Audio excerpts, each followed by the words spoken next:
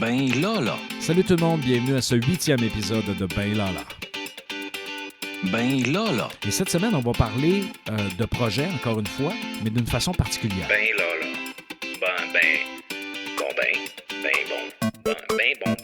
là. Je dis de façon particulière parce que souvent, on va parler de projets, on va associer ça au milieu de la construction, mais les projets, c'est pas juste ça.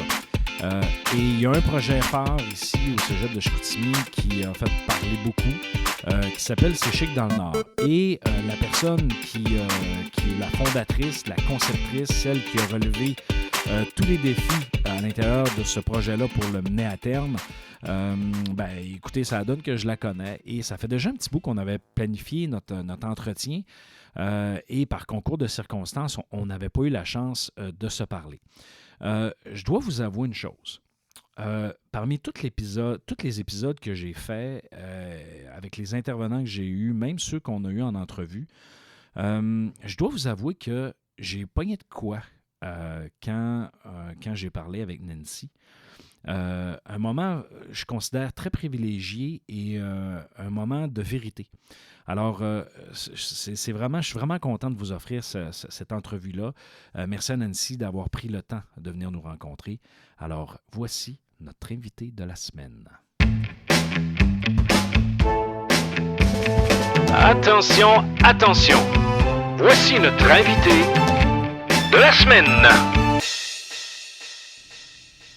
Alors, cette semaine, j'ai le plaisir de recevoir quelqu'un que je connais, je ne vous le cacherai pas. C'est quelqu'un qui connaît ma famille et que finalement, par concours de circonstances, on est devenus collègues.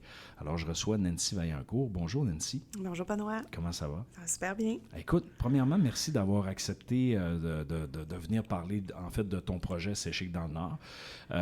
Puis, on ne parlera pas juste de ce projet-là, mais avant, là, j'aimerais ça savoir, parce que moi, je te connais, mais les gens qui nous écoutent ne savent pas c'est qui Nancy Vaillancourt. Alors, qu'est-ce que tu fais dans la vie, Nancy? Bien, moi, je suis d'abord infirmière depuis 25 ans. J'ai fait ma formation au Cégep de Jonquière.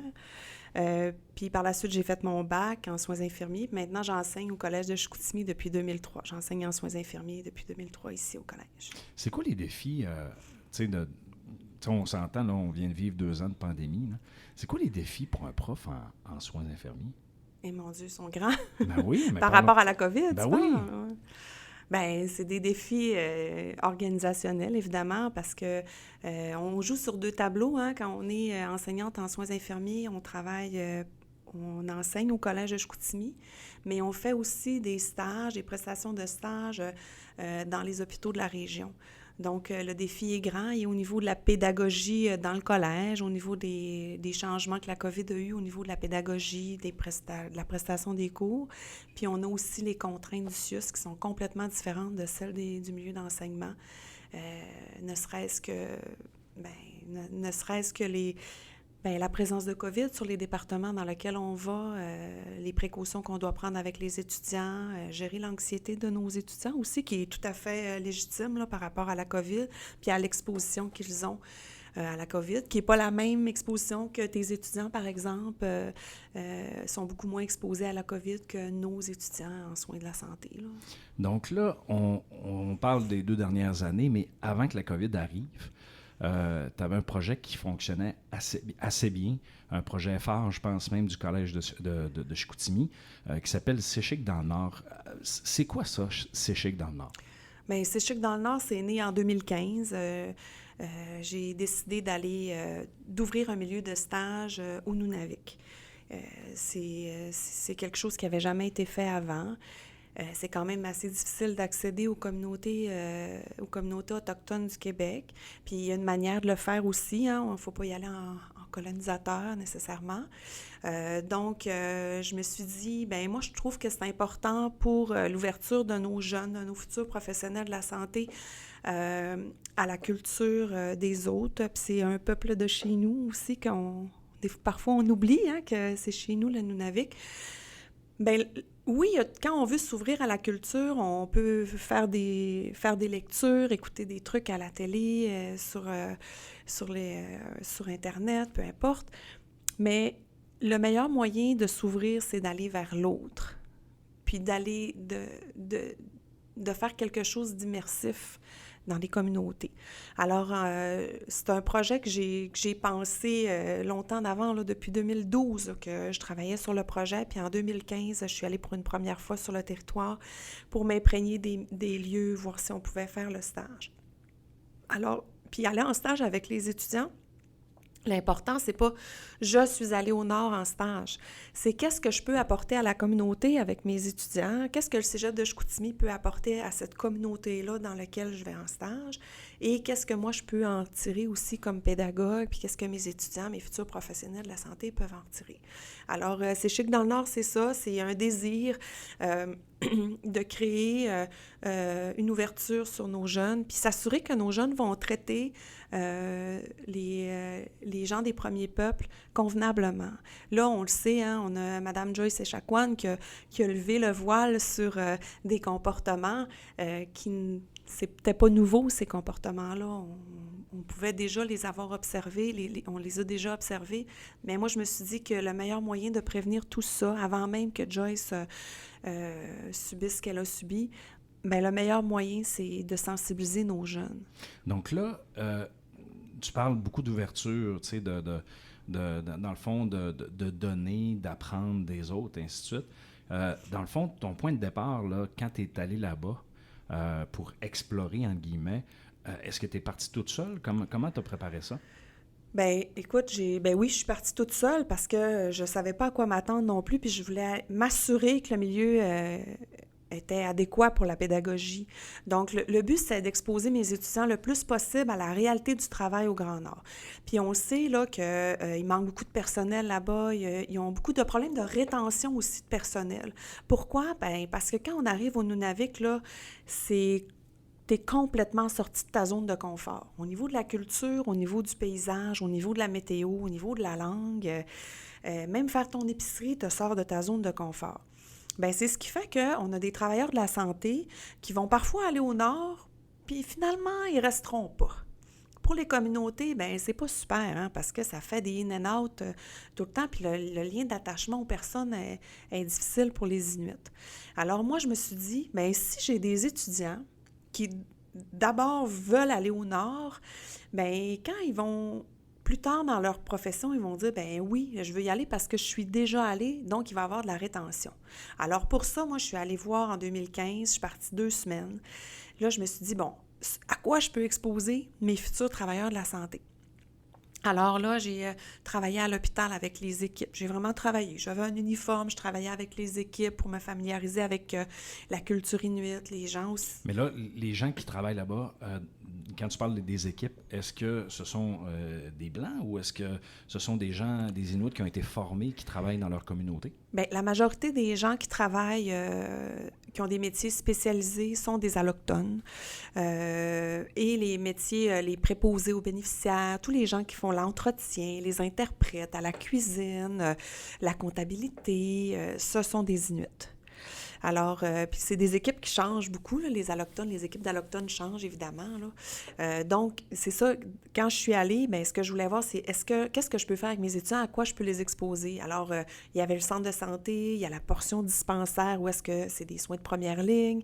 Je suis allée en santé communautaire, je suis allée en clinique d'ITSS, je suis allée dans les écoles. Fait que là, je me suis dit, hey, là, il y a de quoi, là? Il y a quelque chose qu'on peut faire pour exposer le plus possible mes étudiants à la culture inuite, au travail d'infirmière, que on sait, hein, le métier d'infirmière, là, des portes, là, il y en a toujours en avant de toi.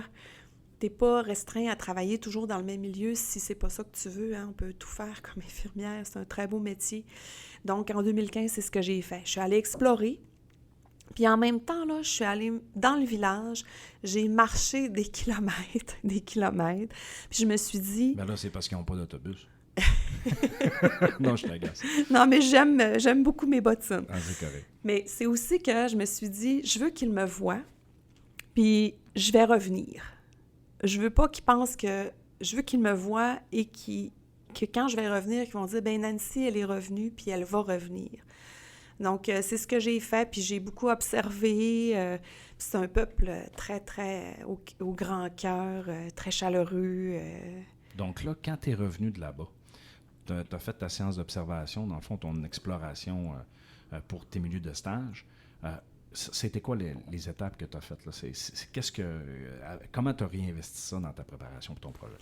D'abord, ça l'a pris, ça prend un partenariat. Donc, il a fallu, avant que je parte en 2015, que j'expose un peu mon plan à la Régie de la santé du Nunavik. Puis on m'a dit, ben oui, c'est quand même une bonne idée. J'ai établi le lien de confiance quand je suis allée en 2015.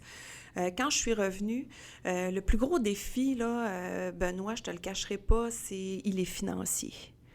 Il est financier parce qu'un billet d'avion pour aller à Puvunektuk, la communauté où je vais avec mes étudiants, c'est 3200 $ en partance de Montréal. Par personne? Par personne. Fait OK. Puis quand on sait qu'on va en Europe pour 1000 $ aller-retour. Bien, c'est ça. Tu sais, c'est un non-sens. Là, fait que le plus grand défi, Benoît, ça a été de trouver les sous. On sait que les collèges, ils nous aident un peu comme ils le peuvent, mais on n'est pas très riches là, dans les maisons d'éducation. Les coffres-forts sont pas si garnis que ça. Donc, le premier défi est financier. Puis ce à quoi je me suis vraiment cogné le nez, là, puis en pleurer, là, puis je vis très bien avec le nom dans ma vie, là, il y a beaucoup de gens à qui j'ai déposé le projet pour avoir des sous, pour dire, bien, j'ai un projet étudiant de mobilité sortante étudiante, où est-ce qu'on va apprendre telle affaire, on va travailler dans les communautés, puis j'expliquais. Puis on me disait, « Ah non, Mme Vaillancourt, on ne peut pas vous donner de sous. » « Ah non? Pourquoi? C'est un projet humanitaire. Tu sais, bien, c'est parce que les sous sont pour aller...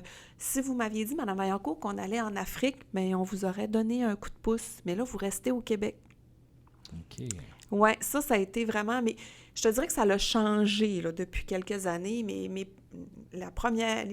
premiers obstacles, ça a été ça, de me faire dire non. On ne peut pas vous aider, là, votre stage n'est pas à l'international. Alors que je disais, bien oui, mais les objectifs qu'on va atteindre sont les mêmes là, au niveau de l'ouverture culturelle, l'ouverture sur l'autre. Alors ça a été un grand défi. Puis finalement, c'est la Régie de la santé du Nunavik qui ont dit, bien Nancy, on va vous héberger et on va payer vos billets d'avion. Ah. OK, c'est que là, c'est ce qui a fait que j'ai pu partir en 2016 avec la première cohorte d'étudiants à Puvunektuk. Puis là, il faut savoir que l'autre défi, c'est le défi d'hébergement. Parce que là-bas, ils ont des appartements qui appartiennent à la Régie de la santé, qui sont pour les travailleurs de la santé et des services sociaux. Donc, puis il y a une crise du logement là-bas, il n'y en a pas d'appartement. Alors parfois, là, à 3 semaines du départ, on me disait, Nancy, bien, tu ne peux plus partir parce qu'on ne sait pas où est-ce qu'on va vous loger. OK. Puis il faut comprendre qu'il fallait quand même ramasser des sous là, pour payer... Ben oui, c'est un projet qui se prépare longtemps d'avance. Oui, une année et demie à 2 ans d'avance qu'on doit le préparer pour ramasser des sous pour vivre là-bas. Hein, quand on sait que les aliments, les prix sont... C'est plus cher, c'est sûr. inabordable. Mm-hmm. Donc... ça a été ça la première fois que je suis partie, puis le défi, c'est l'hébergement. On ne sait jamais où est-ce qu'on va habiter. Mais finalement, tout s'est bien passé, là, mais c'est des défis à lesquels, à chaque année, on se frappe. Est-ce qu'il y a une personne qui a dit « Nancy, moi, je crois en ton projet, puis je vais t'aider. » Y a-t-il quelqu'un qui a marqué l'explosion de ton projet? Au tout début, là, quand j'ai commencé le projet, il n'y avait rien qui s'était fait de cette manière-là. Pas de stage, on appelait ça un stage humanitaire, mais au Québec. Donc, on savait que les défis allaient être grands. Initialement, la personne qui m'a aidée, c'est Raymond Duguay. Oui, Raymond, oui. Qui est ancien professeur de notre département. Écoute, Raymond, là, c'est elle qui m'a dit, elle m'a dit, Nancy, je crois en ton projet, je ne sais pas comment tu vas faire, mais elle dit, tu pourrais peut-être aller voir Johnny Gauthier. OK.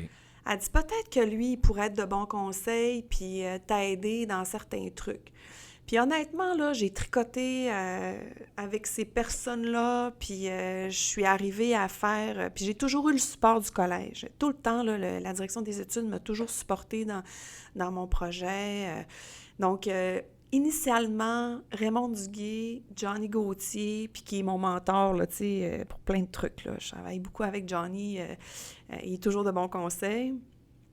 Puis après ça, là, maintenant, là, depuis quelques années, Sylvie Dallaire m'accompagne vraiment beaucoup, qui est adjointe à la direction des études, puis elle croit en mon projet, puis je me sens vraiment supportée. Mais au début, là, honnêtement, là, j'étais à la dérive, je tirais dans tous les sens, le modèle n'existait pas, à nulle part. Les fonds, je n'étais pas capable d'en avoir parce que c'était un modèle qui n'existait pas. Oui, puis le financement est associé à au type de demande qu'il y avait. Puis, tu sais, de ce que tu expliques, le contexte.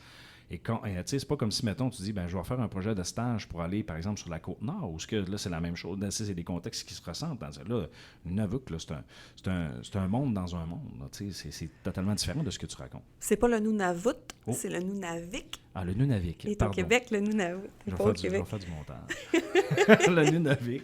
Merci beaucoup. Je vais me corriger là-dessus. Bien, j'ai comme perdu le fil, là.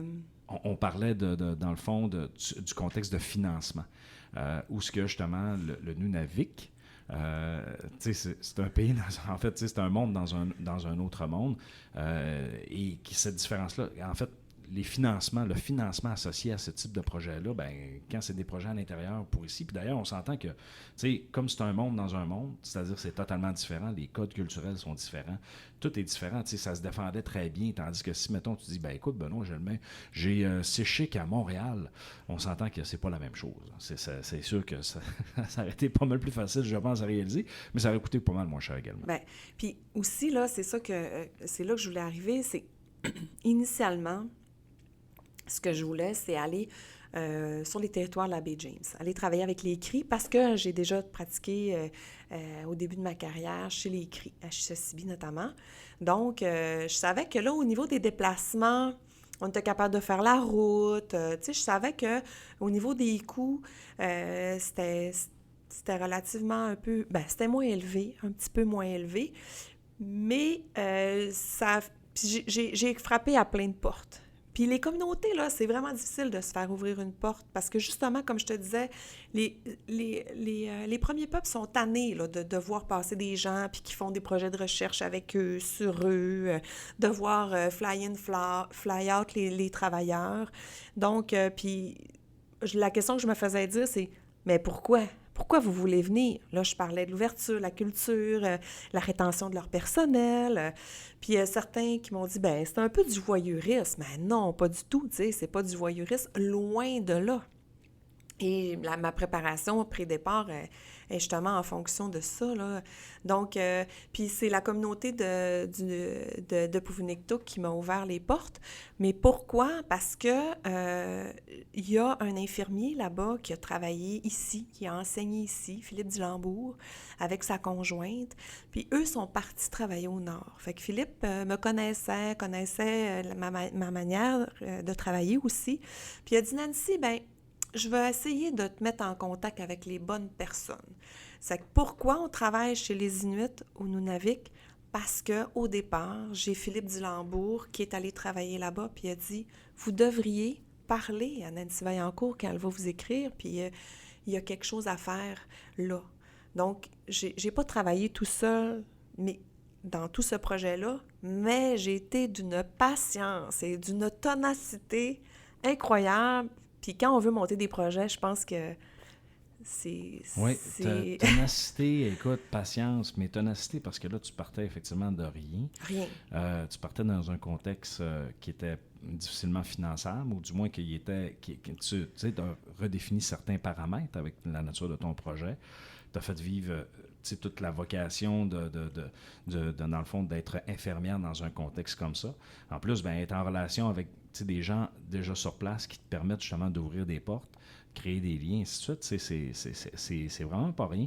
Nancy, je trouve ça fantastique de t'entendre parler de ton projet parce que ça fait longtemps que je n'entends parler, qu'on voit des présentations, qu'on voit bref, des choses officielles.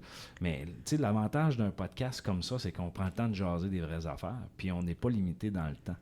Alors, puis l'axe dans lequel tu l'as amené, je trouve ça super intéressant.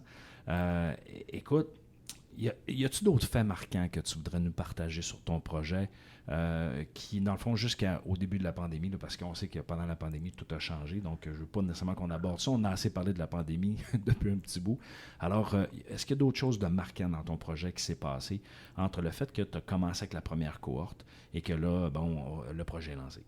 Écoute, à chacune des missions qu'on fait, bien, chacune des missions est marquante.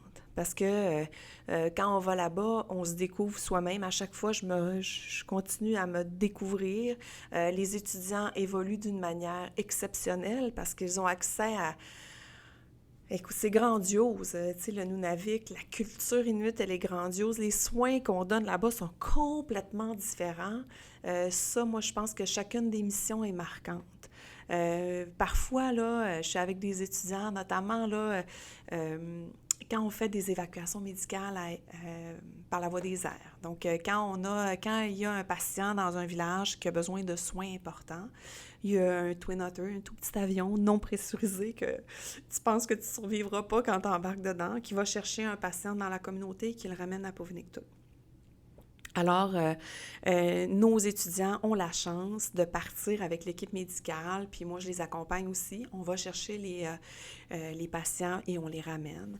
Et à ce moment-là, nos étudiants, je dis tout le temps qu'ils explosent, là, ils deviennent je les vois, je suis capable de les projeter, là, de dire hey, « ça va être toute qu'une infirmière », parce que là, tu es à 5000 pieds dans les airs, tu es en train d'installer une voie veineuse dans un tout petit environnement bruyant. Puis des fois, je me dis, je voudrais tellement que sa mère voit ça, que la mère, je me sens privilégiée. Je dis, oh mon Dieu, c'est pas moi qui devrais voir ça, ça devrait être la maman de nos étudiants qui voit ça, là. Fait que ça, c'est toujours marquant à chaque fois. Autre fait marquant, c'est que l'an passé, j'ai un étudiant qui est venu avec moi, je pense, en 2016 ou en 2017, là, je me souviens pas, qui est retourné travailler au Nord. Maintenant, ça fait 2 fois qu'il va travailler au Nord. Puis c'est un étudiant français qui est venu étudier au cégep de Chicoutimi parce qu'il avait le goût de vivre Séchic dans le Nord. Oh, il a fait Séchic dans le Nord avec moi. OK. Et maintenant, il retourne travailler au Nord, notamment à Coudjouac. Ah, c'est bon. Ça. Donc ça, là, pour moi, c'est une réussite. J'ai une autre étudiante qui travaille maintenant au Nunavut, qui, elle aussi, là, s'était démarquée pendant le stage. Puis ça, c'est une réussite. Pour moi, ça, c'est un fait marquant. Un autre fait marquant, c'est qu'il y a eu un mini-documentaire là, qui a été tourné en 2000. Je me souviens plus des années, Benoît, là. Il n'y a pas de problème. Tu me pardonnes? Ben oui, tout à fait. Entre 2015 et 2019. Mais je pense que c'est 2017 ou 2016, je me souviens pas. C'est la boîte de pick-up qui nous a accompagnés. OK. Puis on a fait un documentaire, puis qui a été en partenariat au Cégep de Chicoutimi, Régie de la santé du Nunavik. Le but, c'était de montrer le travail de l'infirmière, démontrer la culture inuite. Puis il y avait des enjeux de recrutement aussi pour la Régie de la santé. Alors, pendant 5 jours, là, j'ai préparé la communauté, préparé mes points de vue, préparé mes trucs pour que l'équipe de tournage est arrivée, puis elle était avec nous 7 jours.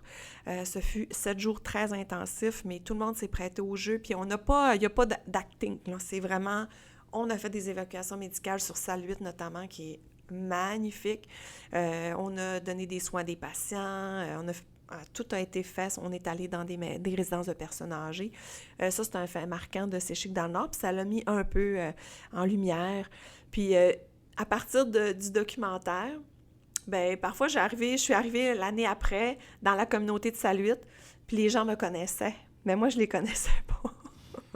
Ils t'avaient vu dans le Ils documentaire. m'avaient vu, « Ah, c'est toi, Nancy! » Puis là, l'ouverture, ça a été différent, l'approche qu'ils ont eue envers moi et envers mes étudiants aussi. J'ai comme fait « Wow! » Je pense que c'est réussi. Mais comme je te dis, chacune des missions a été marquante. À chaque fois, c'est jamais pareil.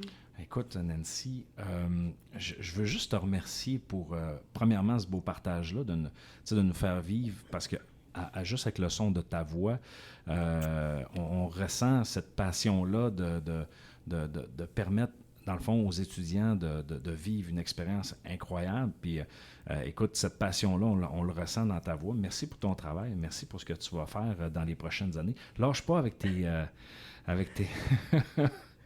Lâche pas avec tes projets, tes bonnes idées. Je pense que nos étudiants ont besoin de ça. Et je pense que plusieurs communautés, peut-être, qui sait, pourront un jour bénéficier de de cette belle passion-là que tu as pour ton métier. Bien, je vais t'en parler un peu, Benoît. Tu sais, tantôt, tu t'as dit, je ne veux pas parler de la... On ne veut pas tout le temps parler de la pandémie. C'est vrai qu'on a plein notre casse, la pandémie, là. Mais, puis tu sais, je pense que c'est bon pour mon projet, mais c'est applicable pour tous les autres projets. La pandémie, écoute, à 3 semaines du départ, on avait tous les sous de ramasser. Mes étudiants étaient prêts à partir. Ma valise... mon tas ma montagne de linge était dans le coin de ma chambre parce que quand on part au nord, on part avec, il va faire moins 30, mais il peut faire aussi plus 10. Ça prend des bottes d'hiver, ça prend des bottes de caoutchouc, fait qu'on met du stock, on pense à la nourriture qu'on va apporter. Puis à 3 semaines du départ, on part pas à cause de la pandémie. Puis il faut comprendre que les villages sont très, très fragilisés par la pandémie. C'est des villages tout petits, isolés, puis on veut pas du tout que le virus entre là. Il est là d'ailleurs en ce moment, là. Donc on a dit, OK, on partira pas, notamment en 2020. J'avais même des articles promotionnels. J'en ai encore, là. Moi, je pense que ça va peut-être prendre de la valeur avec le temps, de 2020. C'est chez Dans le Nord 2020 qui n'a pas eu lieu, 2021 non plus notamment. Mais là, moi, je me suis dit, on peut pas arrêter ça là, ça n'a pas de bon sens. Puis honnêtement, là, égoïstement, je m'ennuyais de la communauté, de la culture. Puis là, je savais qu'il y avait besoin d'aide, ces gens-là aussi, comme partout ailleurs, ils ont besoin d'aide. Puis comme je sais que c'est difficile de recruter au Nord, c'est pas tout le monde qui peut aller au Nord, Benoît, là. C'est pas tout le monde, tu sais, on n'a pas l'Internet, on n'a pas d'eau dans nos maisons, on n'a pas l'épicerie, des fois, t'as pas ce que tu veux à l'épicerie, hein, tu dis pas « ce soir, je mange » ça, et tu fais ta recette. Tu vas à l'épicerie, tu regardes qu'est-ce qui reste sur les tablettes, et là, tu penses à ce que tu vas cuisiner. Donc, tu sais, aller au Nord, c'est pas pour tout le monde. Le choc culturel, il est grand. Fait que là, je me suis dit, comment je peux faire pour le continuer, puis aller leur donner un coup de pouce. Alors, l'automne passé, j'ai offert l'aide du Collège de Chicoutimi en temps de pandémie. Dire, je ne veux pas aller en stage, je ne veux pas répondre à un besoin à moi qui m'appartient, je veux répondre à vos besoins. De quoi avez-vous besoin? Puis si vous avez besoin d'aide, moi, je vais m'occuper de mettre sur pied des équipes qui vont aller vous donner un coup de pouce. Alors, en moins de 24 heures, j'ai eu une réponse. Benoît, tu devineras que les besoins étaient grands. Alors, ils avaient besoin en vaccination notamment. Et en soins à domicile. Les besoins au début n'étaient pas bien établis, mais j'ai dit, pas de stress. Vous me direz quoi et on va le faire. Finalement, on est allé s'asseoir sur une chaise d'infirmière. Moi, Nancy Vaillancourt, je suis allée m'asseoir sur une chaise d'infirmière à Inukjuak, une communauté que je ne connaissais pas du tout. J'ai amené avec moi une étudiante pour la mettre en contact avec la réalité du Nord. C'était pas un stage, c'est de l'aide humanitaire qu'on pourrait dire pour l'étudiante. Ça faisait pas partie de son cursus, c'est de l'engagement citoyen. Et je suis partie avec 2 autres enseignantes qui ont levé la main, notamment Véronique Wood, qui travaillait déjà au Nunavik, du côté de la baie d'Ungava. Je pense que c'était à Upaluk qu'elle travaillait, je ne me souviens plus, là. Mais bref, elle est allée travailler à Kulivik, avec une étudiante, et j'ai Sylvie Maltais qui a relevé le défi aussi, qui est allée travailler à Puvunektuk avec un étudiant. Donc, c'est pas un stage qu'on a vécu, mais comme je suis allée donner de l'aide ici à la vaccination l'été dernier, on est allé donner de l'aide au Nunavik, puis on a apporté un étudiant avec nous. Alors, la pandémie, ça a du bon, parce que ça te fait penser en dehors de la boîte, ça te fait revoir ta méthode, ça te fait revoir tes stratégies pour dire comment je peux perpétuer tout ça d'une autre manière, Puis il faut aussi comprendre que l'important de travailler, c'est quand on travaille avec les communautés des premiers peuples, c'est d'abord d'aller vers eux. Qu'est-ce que vous avez besoin? Qu'est-ce que je peux faire pour vous?